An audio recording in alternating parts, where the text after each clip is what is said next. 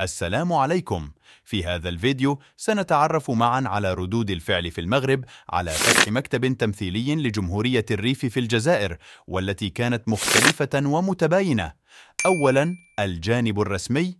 أدان المغرب بشدة فتح مكتب تمثيلي لجمهورية الريف في الجزائر، واعتبره مساساً بالسيادة المغربية ووحدة أراضيه.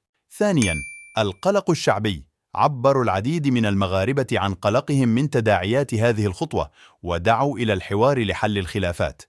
ثالثاً، الدعم من جهات معينة. رحبت بعض الجهات خاصة من مؤيدين انفصال الريف بفتح المكتب، واعتبروه خطوة إيجابية نحو تحقيق تقرير المصير للمنطقة. رابعاً، التحليلات والنقاشات. أثار فتح المكتب نقاشاً واسعاً في المغرب حول الأوضاع في الريف وحقوق الإنسان والسياسات الحكومية تجاه المنطقة. العوامل المؤثرة على ردود الفعل. التاريخ. العلاقات بين المغرب والجزائر تاريخية ومعقدة، وتشوبها الكثير من التوترات. السياسة. تختلف مواقف الأحزاب السياسية المغربية حول ملف الريف وفتح المكتب.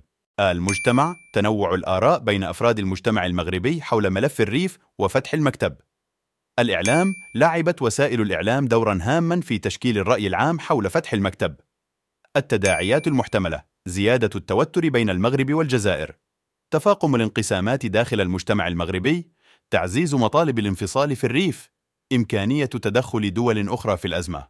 الخلاصة: فتح مكتب تمثيلي لجمهورية الريف في الجزائر هو حدث هام أثار ردود فعل مختلفة ومتباينة في المغرب. من المهم متابعة التطورات في هذا الملف وفهم مختلف وجهات النظر وتأثيرها على المجتمع المغربي. ملاحظة: هذا الموضوع حساس وله أبعاد سياسية واجتماعية معقدة. من المهم التعبير عن مختلف الآراء بمسؤولية واحترام، والاشتراك في القناة. سلام.